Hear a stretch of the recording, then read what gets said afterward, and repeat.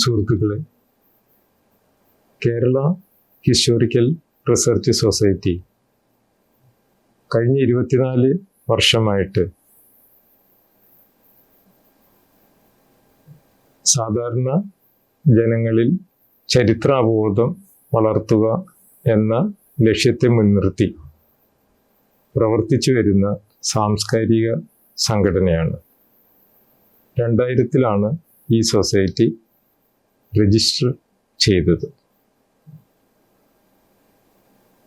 2000 മുതൽ ഉള്ള പീരീഡ് എടുത്താൽ ഇതിനകം ഞങ്ങൾ ദേശീയവും അന്തർദേശീയവുമായ 60-ലേറെ സെമിനാറുകൾ കേരളത്തിൻ്റെ വിവിധ ഇടങ്ങളിൽ വെച്ച് നിർവഹിക്കാൻ കഴിഞ്ഞിട്ടുണ്ട്.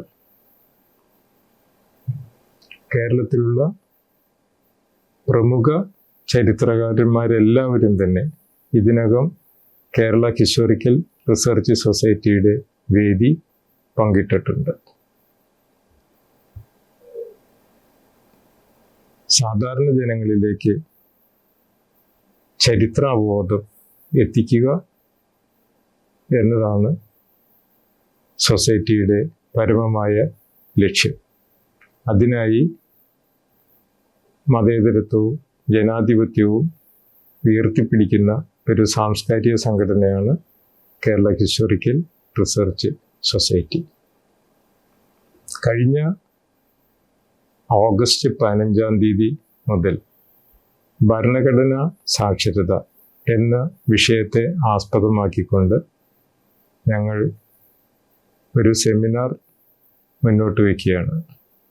12 സെഷനുകളായിട്ടാണ് ഇത് പൂർത്തീകരിക്കാൻ ഞങ്ങൾ പ്ലാൻ ചെയ്യുന്നത്.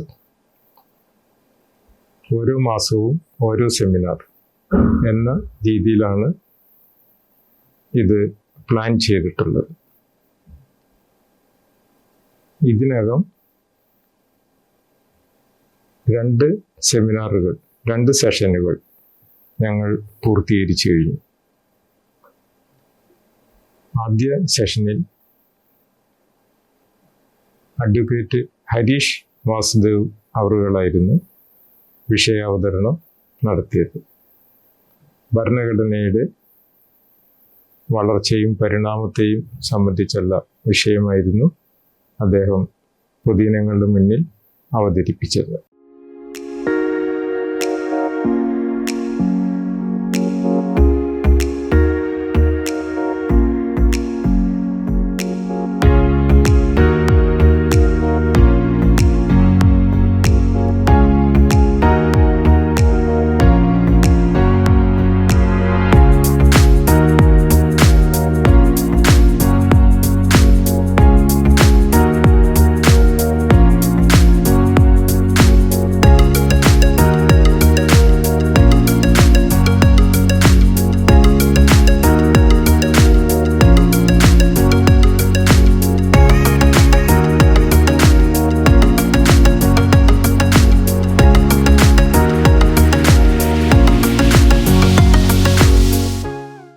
ഭരണഘടനാ സാക്ഷരത എന്ന ദേശീയ സെമിനാറിൽ 2ാമത്തെ സെഷനിൽ സാമ്പത്തിക ഫെഡറലിസത്തെക്കുറിച്ചുള്ള വിഷയമാണ് അവതരിപ്പിക്കുന്നത്. കേരളത്തിലെ ഏറ്റവും പ്രശസ്തമായിട്ടുള്ള തിരുവനന്തപുരത്തെ ഗുലാത്തി ഇൻസ്റ്റിറ്റ്യൂട്ടിലെ പ്രൊഫസറായിരുന്ന ഡോക്ടർ കെ ഗോപകുമാർ അവറുകളാണ് ഈ വിഷയം അവതരിപ്പിക്കുന്നത്. കേരള മീഡിയ അക്കാദമിയുടെ ഡയറക്ടർ ശ്രീ കെ രാജഗോപാൽ അവറുകളാണ് മോഡറേറ്റർ ആയിട്ട് ഉള്ളത്.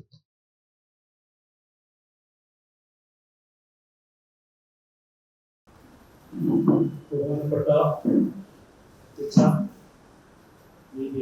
സുഹൃത്തുക്കളെ, ഭരണഘടനാ സാക്ഷരത അതിനെപ്പറ്റി സംസാരിക്കാൻ ഉദ്ദേശിച്ചതല്ല. ഇപ്പോൾ അധ്യക്ഷ പ്രസംഗം പറഞ്ഞൊരു വിഷയം വളരെ ഗൗരവമായൊരു എന്താണ് ഈ ഭരണഘടനാ സാക്ഷരത, ഭരണഘടന എന്താണെന്ന് ആദ്യം നമ്മൾ ചിന്തിക്കേണ്ട ഒരു കാലത്തിലെത്തിയിട്ടില്ല. നമ്മളെല്ലാം ഭരണഘടനാ സാക്ഷരത നേടിയവരാണ് എന്ന് തന്നെ. എന്താണ് ഈ ഭരണഘടന എന്ന് പറയുന്ന സാധനം എന്ന് ചോദിച്ചാൽ പെട്ടെന്ന് ഉത്തരം പറയാൻ ബുദ്ധിമുട്ടാണ്. കാരണം ഇപ്പോൾ നമ്മൾ ഭരണഘടന കാണുന്നത് വളരെ വൈകാരികമായിട്ടാണ്. എന്തോ വളരെ കടുത്ത ആരാധന അല്ലെ കടുത്ത വിയോജിപ്പ്, ഇങ്ങനെ രണ്ട് എക്സ്ട്രീമിൽ നിന്നുകൊണ്ട് ഈ നിയമത്തെ വിലയിരുത്താനുള്ള ഒരു ശ്രമമാണ്, അല്ലെ അതിനെ സമീപിക്കാനുള്ള ഒരു ശ്രമമാണ് നമ്മൾ കണ്ടുവരുന്നത്.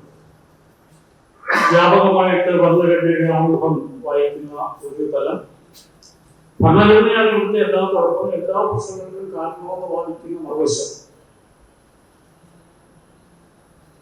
അപ്പൊ ശരിക്കും എന്താ ഈ ഭരണഘടന എന്ന് ചോദിച്ചാല് എനിക്ക് തോന്നുന്നില്ല സദസ്യകാര്യങ്ങൾ ഇതിനെപ്പറ്റി പെട്ടെന്ന് ഉത്തരം പറയാൻ തയ്യാറാകുന്നു. ഇതിലൊരു കാര്യമൊന്നുമില്ല.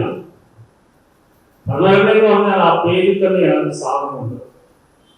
ഒരു രാഷ്ട്രത്തിന്റെ ഭരണത്തിന്റെ ഘടന നിശ്ചയിക്കുന്ന നിയമമെന്ന് മാത്രമാണ് അർത്ഥം. ഇത് അധികാര രാഷ്ട്രത്തിന്റെ പ്രശ്നമാണ്, ഭരിക്കുന്നതിന്റെ പ്രശ്നമാണ്. ഭരിക്കുക, എങ്ങനെ ഭരിക്കണം, ആരാരെ ഭരിക്കണം, അങ്ങനെ ഭരിക്കുമ്പോൾ എന്തൊക്കെ ചെയ്യാം, എന്തൊക്കെ ചെയ്തുകൂടാ എന്ന് നിർദ്ദേശിക്കുന്ന നിയമം മാത്രമായി.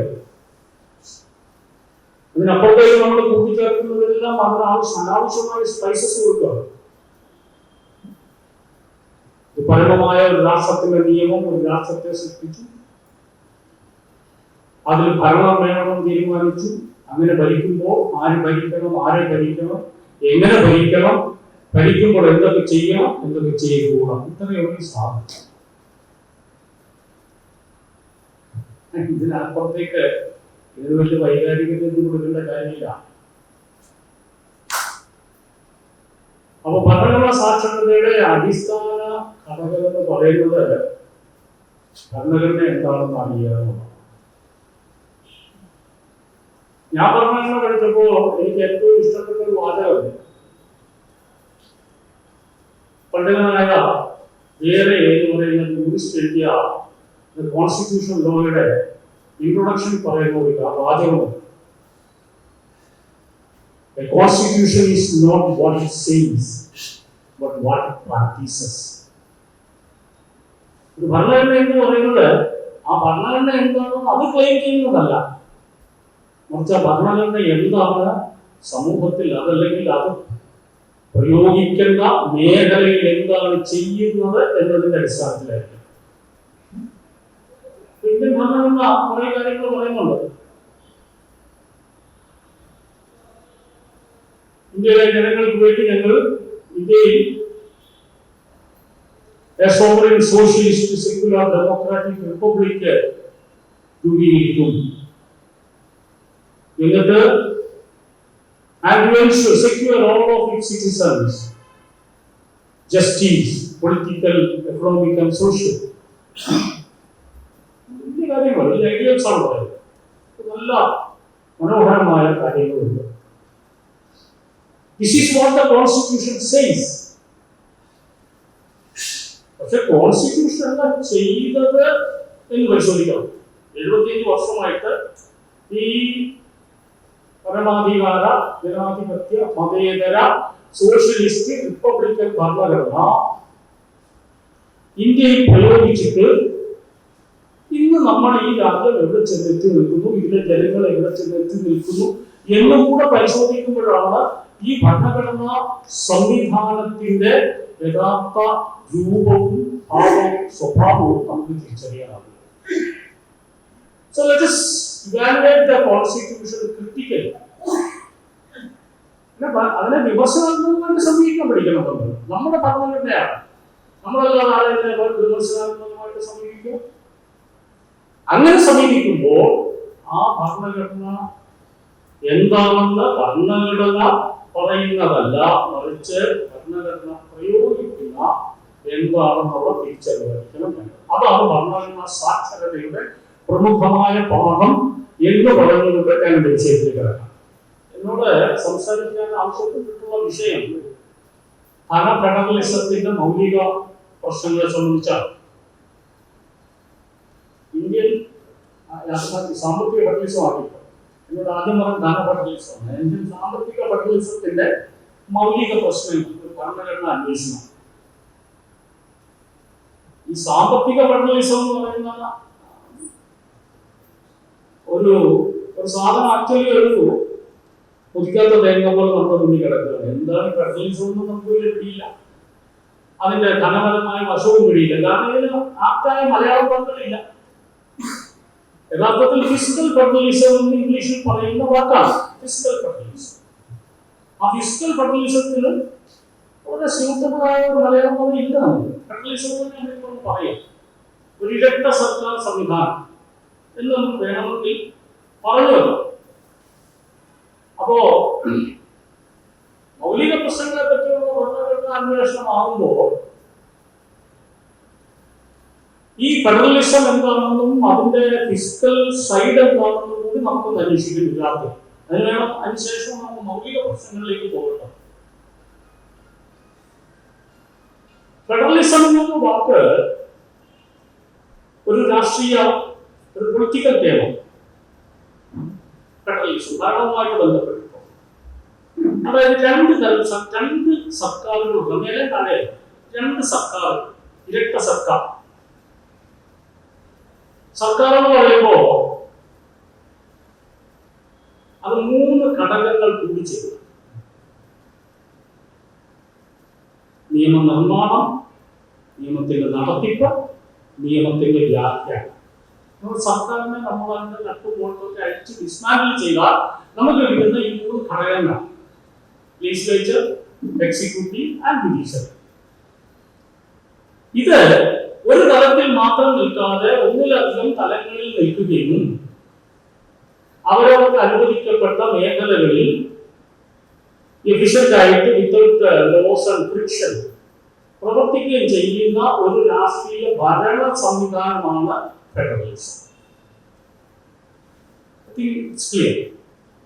ഇപ്പൊ നമുക്ക് നിയമനിർമ്മാണത്തിനും നിയമ നടത്തിപ്പിനും നിയമവ്യാഖ്യാനത്തിനും യൂണിയൻ ഗവൺമെന്റ് ഉണ്ട്, സംസ്ഥാന ഗവൺമെന്റുകളും ഉണ്ട്. സംസ്ഥാന ഗവൺമെന്റുകൾക്ക് നിയമനിർമ്മാണ സഭകളുണ്ട്, നിർവഹണ അധികാരികളുണ്ട്, അതുപോലെ തന്നെ നിയമവ്യാഖ്യാനത്തിനുള്ള ജുഡീഷ്യറി. അപ്പൊ ഇങ്ങനെ ഭരണത്തിന്റെ ഈ മൂന്ന് ഘടകങ്ങൾ, അതിന് മൂന്നിന് ഒരു കോമൺ ഫാക്ടർ ആയിട്ടുള്ളത് ലോയാണ്. Law making, law execution and law interpretation. ഈ മൂന്ന് ഘടകങ്ങളും രണ്ട് തലത്തിൽ അല്ലെ രണ്ട് തരം സർക്കാരുകളുണ്ടാക്കി അതിന് കൊടുക്കുകയും അവരുടെ പ്രവർത്തനങ്ങളുടെ അധികാര പരിധികൾ ഒരു ഭരണഘടനാപരമായി നിശ്ചയിക്കുകയും ചെയ്തിട്ടുള്ള ഭരണ സംവിധാനത്തെയാണ് നമ്മൾ ഫെഡറലിസം എന്ന് പറയുന്നത്. അപ്പോ ഇന്ത്യൻ കോൺസ്റ്റിറ്റ്യൂഷൻ വിഭാവന ചെയ്യുന്നത് ഒരു ഫെഡറൽ സംവിധാനത്തെയാണ്. അതിന്റെ ആദ്യത്തെ ഒന്നാമത്തെ ആർട്ടിക്കിൾ, അതിന്റെ അനുച്ഛേദം തുടങ്ങുന്നത് തന്നെ India that is Bharat is A union of States. അങ്ങനെ ഒന്നാമത്തെ ആർട്ടിക്കിളാണ്. ഇന്ത്യ അതായത് ഭാരതം സംസ്ഥാനങ്ങളുടെ കൂട്ടായ്മയാണ്. അപ്പൊ അതന്നെ കൃത്യമായിട്ട് പറഞ്ഞു കഴിഞ്ഞു. ഇത് ഏതെങ്കിലും ഒരു മേഖലയിൽ മാത്രമുള്ള ഭരണ സംവിധാനമല്ല, മറിച്ച് ഒന്നിൽ കൂടുതൽ ഘടകങ്ങളെ കോൺസ്റ്റിറ്റ്യൂവന്റ് പാർട്സ്, ഭരണഘടനയിൽ പല സ്ഥലങ്ങളിൽ പ്രയോഗിക്കുന്ന ഒരു വാചകവും ഒരു ടേമാണ് കോൺസ്റ്റിറ്റ്യൂവന്റ് പാർട്ട്, അടിസ്ഥാന ഘടകങ്ങൾ അല്ലെങ്കിൽ മൂലഘടകങ്ങൾ എന്ന് പേര്. അത് കോൺസ്റ്റിറ്റ്യൂഷൻ ഡിബേറ്റ്സിൽ പോകുമ്പോൾ വളരെ വ്യക്തമായിട്ട് നമുക്ക് കാണാവുന്ന ഒരു പദപ്രയോഗമാണ് കോൺസ്റ്റിറ്റ്യൂവന്റ് പാർട്സ്. ആ കോൺസ്റ്റിറ്റ്യൂവന്റ് പാർട്സ് ഭരണഘടനയിൽ വരുമ്പോൾ സംസ്ഥാനങ്ങളാണ്. ഈ സംസ്ഥാനങ്ങളുടെ ഒരു കൂട്ടായ്മയാണ് ഇന്ത്യ അല്ലെങ്കിൽ അഥവാ ഭാരതം. ഈ ഭാരതത്തെ സംബന്ധിച്ച് നമ്മൾ അതിന്റെ ഭരണഘടനയുടെ പ്രഖ്യാപിത ലക്ഷ്യങ്ങളിൽ ഒരു പ്രധാനപ്പെട്ട ലക്ഷ്യമായി പറഞ്ഞത് എക്കണോമിക് ജസ്റ്റിസ് ഇന്ത്യയിലെ ജനങ്ങൾക്ക് നൽകുക. ഇന്ത്യയിലെ എല്ലാ സിറ്റിസൺസിനും ഇന്ത്യൻ സംവിധാനത്തിൽ സാമ്പത്തിക നീതി ഉറപ്പാണ്. ഇതാണ് നമ്മൾ പറഞ്ഞത്. സാമ്പത്തിക നീതി എന്ന് പറയുന്നത് വളരെ അബ്സ്ട്രാക്റ്റ് ആയിട്ടുള്ള ഒരു ടേമാണ്. എങ്ങനെയാണ് ഒരാൾ ഒരു സ്ഥലത്ത് സാമ്പത്തിക നീതി എന്നത് ഉറപ്പാക്കുക? ഒരു സമൂഹത്തിൽ, ഒരു രാഷ്ട്രത്തിൽ സാമ്പത്തിക നീതി ഉണ്ട് എന്ന് എങ്ങനെ ഉറപ്പാക്കാൻ പറ്റും? ബുദ്ധിമുട്ടുള്ള കാര്യമാണ്. ഞാനതിനെ പറ്റിയിട്ട് മനസ്സിലാക്കിയ രണ്ട് ലിങ്കുകൾ എന്നുള്ളതാണ്. ഒന്ന്, നിലവിലുള്ള ശാസ്ത്ര സാങ്കേതിക വിദ്യകളെ അതിന്റെ വിഭവങ്ങളെ ഉപയോഗിച്ച് പരിസ്ഥിതിക്കും കാലാവസ്ഥയ്ക്കും മറ്റ് സസ്യ ജന്തുക്കൾക്കും നാശമുണ്ടാകാത്ത രീതിയിലുള്ള സാമ്പത്തിക വികസനം, അതിനൊരു ഡിസ്ട്രിബ്യൂട്ടീവ് ജസ്റ്റിസും ഉണ്ടാവും. എല്ലാവർക്കും കിട്ടണം. ഒന്ന്. രണ്ട്, പാർശ്വവൽക്കരിക്കപ്പെട്ട ബലഹീനരായ മനുഷ്യർക്ക് ഉയർന്നു വരാൻ ആവശ്യമായില്ലെങ്കിൽ പ്രത്യേക സാമ്പത്തിക സംവിധാനങ്ങൾ ഏർപ്പെടാൻ. ഇത് രണ്ടും കൂടെ ചേരുമ്പോൾ എക്കണോമിക് ജസ്റ്റിസ് ആകുന്നു എന്നാണ് സാമാന്യേന ഞാൻ മനസ്സിലാക്കിയിരിക്കുന്നത്. അതേസമയം ജനറൽ ഡെവലപ്മെന്റ് ഉണ്ടാകുക, അതൊരു ഈക്വിറ്റബിൾ ഡിസ്ട്രിബ്യൂഷൻ ഉണ്ടാകുക, ഒരു വിതരണം, ഒരു സാമൂഹ്യക്ഷേമപരമായ ഒരു വിതരണം ഒക്കെ ഉണ്ടാകും. അത് നിലവിലുള്ള ശാസ്ത്ര സാങ്കേതിക വിദ്യകളുടെ ഏറ്റവും എല്ലാ സാധ്യതകളെയും ഉപയോഗപ്പെടുത്തിക്കൊണ്ടുള്ള ജീവിത നിലവാരത്തെ മെച്ചപ്പെടുത്തുന്ന ഒന്നായിരിക്കണം. അതോടൊപ്പം അത് കാലാവസ്ഥയും പരിസ്ഥിതിയെയും മറ്റുള്ള സസ്യ ജന്തുക്കളെയും മാരകമായ രീതിയിൽ ഉൾപ്പെടുത്തുന്നതുമാണ് ഒരു വശം. രണ്ട്, സമൂഹത്തിലുള്ള പാർശ്വവൽക്കരിക്കപ്പെട്ട ഡിഫറൻറ്റ്ലി ഏബിൾഡ് ആയിട്ടുള്ള സോഷ്യലി ഡിഫറൻറ്റ്ലി ഏബിൾഡ് ആയിട്ടുള്ള ആൾക്കാർക്ക് ഉയർന്നു വരാനും വികസിക്കാനും ആവശ്യമായ രീതിയിൽ പ്രത്യേക പരിഗണന നൽകുന്ന സാമ്പത്തിക പദ്ധതികൾ ആസൂത്രണം ചെയ്യും. ഇത് രണ്ടും കൂടെ ചേർന്ന് നമുക്ക് ഒരു സമൂഹത്തിൽ എക്കണോമിക് ജസ്റ്റിസ് സാമാന്യമായി നടപ്പിലാക്കപ്പെട്ടു ഞാൻ വിശ്വസിക്കുന്നു. അതിനപ്പുറത്തേക്ക് ഒത്തിരി അർത്ഥങ്ങളുണ്ടെന്ന്. പക്ഷെ നമ്മളുടെ പർപ്പസിന് വേണ്ടിയിട്ട് ഒരു ഭരണഘടനാപരമായ ഉദ്ദേശത്തിന് വേണ്ടിയിട്ട് ഈ രണ്ട് കാര്യങ്ങൾ സാധിക്കുന്നുണ്ടെങ്കിൽ നമുക്ക് ആ സമൂഹത്തിൽ എക്കണോമിക് ജസ്റ്റിസ് നടപ്പിലാക്കാൻ സാധിച്ചു, അല്ലെങ്കിൽ സാധിക്കുന്നു എന്ന് വിശ്വസിക്കാം. അപ്പോ രണ്ടു തരം ഭരണമുണ്ടായിരിക്കുന്നത് ആ ഭരണകൂടങ്ങൾ അല്ലെങ്കിൽ ആ സർക്കാരുകൾ പ്രവർത്തിക്കേണ്ട പലവിധ ഉത്തരവാദിത്തങ്ങളിൽ ഒന്ന് ആ സമൂഹത്തിൽ സാമ്പത്തിക നീതി ഉറപ്പാക്കണം. എന്നാൽ 75 വർഷമായി കാണാൻ വളരെ വിഷമകരമായിട്ട് പറഞ്ഞൊരു കാര്യം, 75 വർഷത്തിന് ശേഷവും ഭരണഘടന എന്ന വാക്ക് കേട്ടിട്ടില്ലാത്ത കോടിക്കണക്കിന് മനുഷ്യരുണ്ട്. അങ്ങനെ അത് യാഥാർത്ഥ്യമാണെങ്കിൽ ഈ ഭരണഘടനയ്ക്ക് എന്തോ മൗലികമായ പ്രശ്നമുണ്ട്. 75 വർഷം ഒരു രാജ്യത്ത് നിലനിന്നിട്ടും 75% മനുഷ്യർക്ക് വാക്ക് കേട്ടിട്ടില്ലെങ്കിൽ എന്താ പ്രശ്നം? അന്വേഷിക്കണം. ഇത്തരം അന്വേഷണങ്ങളല്ലേ ആവശ്യം? എന്തുകൊണ്ട് 75% മനുഷ്യർ ഭരണഘടനയിൽ കേട്ടിട്ടില്ല? ഭരണഘടന വാഗ്ദാനം ചെയ്യുന്ന, ഉറപ്പ് നൽകുന്ന അധികാരങ്ങളും അവകാശങ്ങളും എന്തുകൊണ്ട് അവർക്ക് ലഭിക്കുന്നില്ല? എന്തുകൊണ്ട് അത് പിടിച്ചു വാങ്ങാൻ അവർ മുന്നേക്ക് വരുന്നില്ല? ഇത്തരം അന്വേഷണങ്ങൾ ആവശ്യമാണ്. അവർ കേട്ടിട്ടില്ലെങ്കിൽ, ഞാനത് കേട്ടിട്ടില്ല എന്ന് നാടൻ പറഞ്ഞ കാര്യത്തിന് ഒരു വ്യാഖ്യാനം പറഞ്ഞു പറയുന്നു. പക്ഷെ ഒരു കാര്യം ഞാൻ പറയുന്നു, എനിക്കിതറിയില്ല, പക്ഷെ ഒരു കാര്യം എനിക്കറിയാം. ഏതാണ്ട് എല്ലാ സംസ്ഥാനങ്ങളും, ഇന്ത്യയിലെ എല്ലാ സംസ്ഥാനം അല്ലെങ്കിൽ സ്റ്റേറ്റുകളും വളരെ ഗുരുതരമായ സാമ്പത്തിക പ്രതിസന്ധിയാണ്. ഇതെനിക്കറിയാം. കാരണം ഇത് നമ്മുടെ റിസർവ് ബാങ്ക് ഓഫ് ഇന്ത്യയുടെ ഏറ്റവും അവസാനത്തെ പബ്ലിക്കേഷനും അതാ പറയുന്നത്. ഫെഡറൽ ഫൈനാൻസ് എന്ന് പറഞ്ഞിട്ട് എല്ലാ വർഷവും സെപ്റ്റംബർ മാസത്തിൽ RBI ഒരു ഡോക്യുമെന്റ്, ഒരു ബുക്ക്, നല്ല മനോഹരമായ ഗ്ലേസിംഗ് പേപ്പറിലൊക്കെ അടിച്ചിട്ടായിരുന്നു. പക്ഷെ അതിന്റെ അകത്തേക്ക് വായിച്ചു നോക്കുമ്പോൾ ഈ ഗ്ലേസിംഗ് നമുക്ക് അനുഭവപ്പെടത്തില്ല. കാരണം മുഴുവൻ സംസ്ഥാനങ്ങളുടെ സാമ്പത്തിക പ്രതിസന്ധികളെ പറ്റിയാണ് പറയുന്നത്. അപ്പോ 23-24 കണക്ക് വെച്ച് നോക്കുമ്പോൾ എല്ലാ സംസ്ഥാനങ്ങൾക്കും 3% അതിന്റെ ഗ്രോസ് ഫിസ്ക്കൽ ഡെഫിസിറ്റ് ഉണ്ട്. ധനക്കമ്മി എന്ന് പറയുന്നത് ഒരു വർഷത്തെ മൊത്തം വരവ് മൊത്തം ചെലവ് തമ്മിലുള്ള വ്യത്യാസം. അത് മൈനസ് ആണെങ്കിൽ ഡെഫിസിറ്റ് ആണ്. ഇതാണ് എല്ലാ സംസ്ഥാനങ്ങളുടെയും അവസ്ഥ. കടുത്ത ധനപ്രതിസന്ധി അല്ലെങ്കിൽ ധനക്കമ്മി നേരിടുന്നു. എന്റെ വിഷയത്തിൽ ഞാൻ പറയാൻ പോകുന്ന ഈ ധനകാര്യ ഫെഡറലിസത്തിന്റെ ഏറ്റവും മൗലികമായ ഒരു പ്രശ്നമായിട്ട് ചൂണ്ടിക്കാണിക്കുന്നത് ഈ ധനക്കമ്മി വളരെ ഗുരുതരമായിരിക്കുന്നു.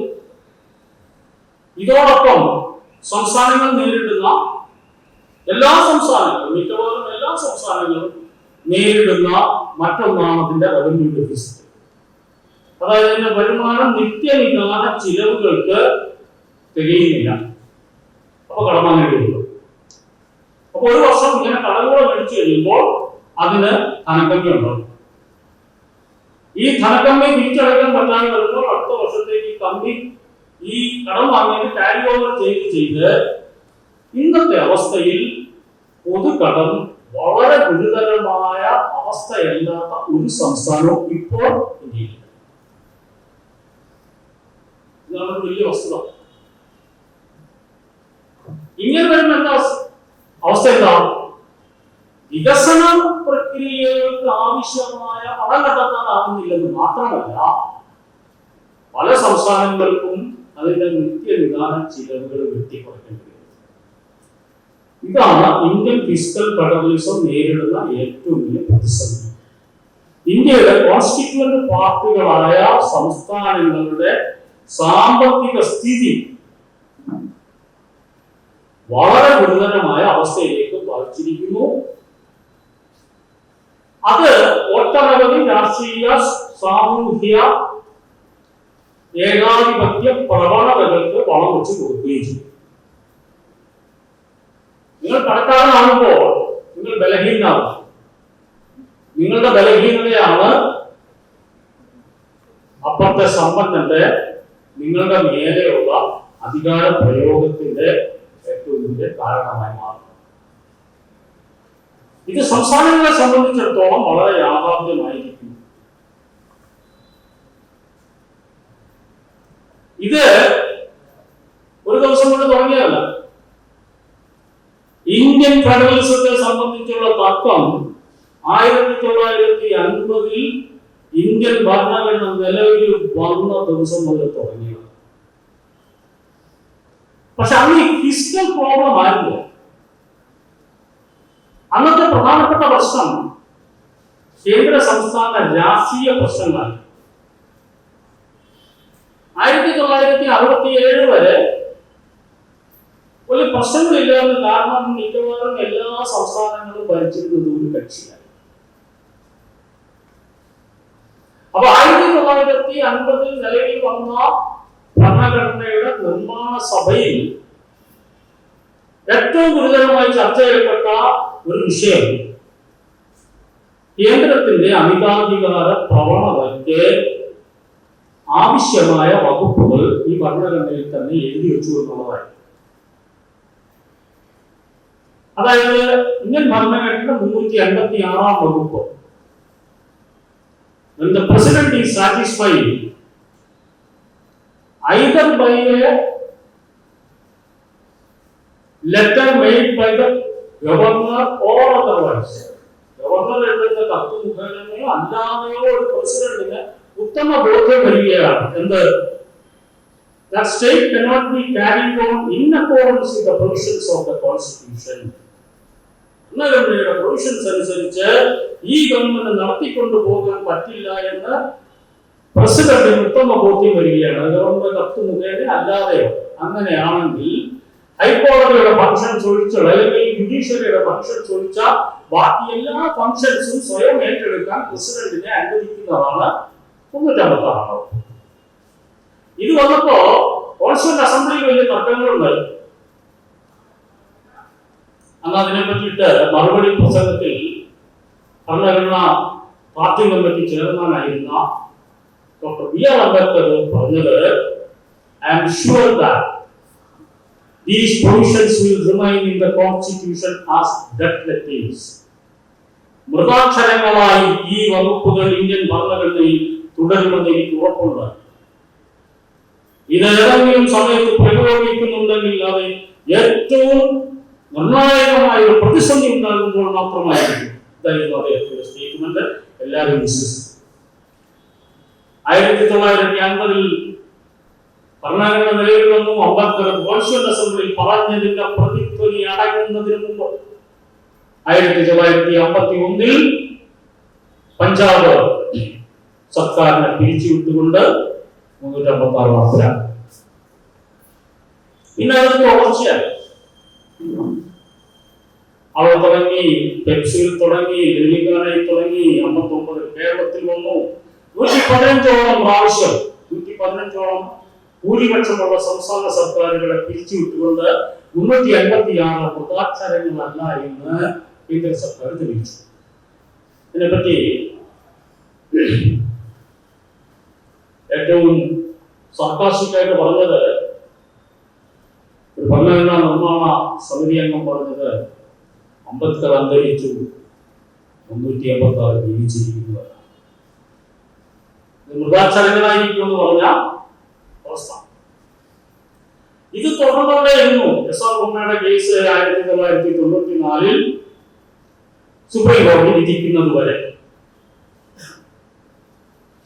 അന്ന് ഈ ഫിസ്ക്കൽ ഫെഡറലിസം ഒരു ഇഷ്യൂ ആയിട്ട് വരാതിരുന്നതിന് 2 കാരണങ്ങളുണ്ടായിരുന്നു. ഒന്ന്, മിക്കവാറും എല്ലാ ഗവൺമെന്റുകളും ഭരിച്ചിരുന്നത് ഇന്ത്യൻ നാഷണൽ കോൺഗ്രസ് ആയിരുന്നു. വളരെ അപൂർവ സ്ഥലങ്ങളിലേ ഉണ്ടായിരുന്നുള്ളൂ. ആ അപൂർവ സ്ഥലങ്ങളെയൊക്കെ അംഗീകരിച്ചുകയും ചെയ്തു. 1967 ജനറൽ ഇലക്ഷനിൽ 9 സംസ്ഥാനങ്ങളിൽ കോൺഗ്രസിന്റെ ഭരണം മാറി വേറെ ഗവൺമെന്റുകൾ വന്നു. ആ ഗവൺമെന്റുകൾ വന്നപ്പോൾ ഈ കേന്ദ്ര സംസ്ഥാന ബന്ധങ്ങളെ സംബന്ധിച്ച് ഒട്ടനവധി ആലോചനകൾ വന്നു.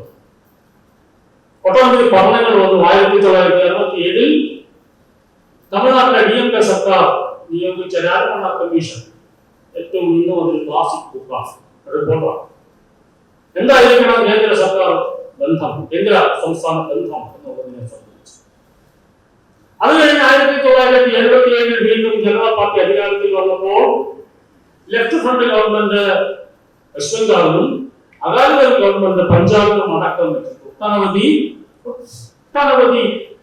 സംസ്ഥാനതല കമ്മീഷനുകൾ രംഗത്തുകയാണ്. അപ്പൊ 77 വരെ ഈ ഫിസ്ക്കൽ ഫെഡറലിസം വന്നില്ല. 80 വരെ കുഴപ്പമുണ്ടായിരുന്നില്ല. 80 അതുവരെ സംസ്ഥാന സർക്കാരുകൾ നേരിടാത്ത ഒരു പ്രശ്നത്തിലേക്ക് അവർ പോയി. അത് റവന്യൂ ഡെഫിസിറ്റ്. 1980 വരെ മിക്കവാറും എല്ലാ സംസ്ഥാനങ്ങളും റവന്യൂ സർപ്ലസ് ആയി ഇന്ത്യയിൽ. 1980 റവന്യൂ ഡെഫിസിറ്റ് ആദ്യമായിട്ട് നമ്മൾ നേരിടുന്നത്.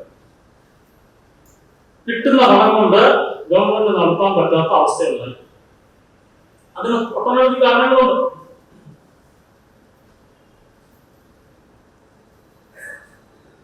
ആ റവന്യൂ സർപ്ലസ്, റവന്യൂ ഡെഫിസിറ്റ് വന്നപ്പോൾ ഇന്ത്യൻ ഫെഡറലിസത്തെ പറ്റി കൂടുതൽ ആലോചനകൾ ആവശ്യമാണെന്ന് വന്നു. 1983 ജസ്റ്റിസ് സക്കാരിയെ കമ്മീഷനായി നിയോഗിച്ചുകൊണ്ട് കേന്ദ്ര സംസ്ഥാന സർക്കാരുകളുടെ പ്രവർത്തനത്തെ പറ്റി പഠിക്കാൻ കമ്മീഷൻ നിയോഗിച്ചു. അവർ 1988 സർക്കാർ കമ്മീഷൻ റിപ്പോർട്ട് സമർപ്പിച്ചു.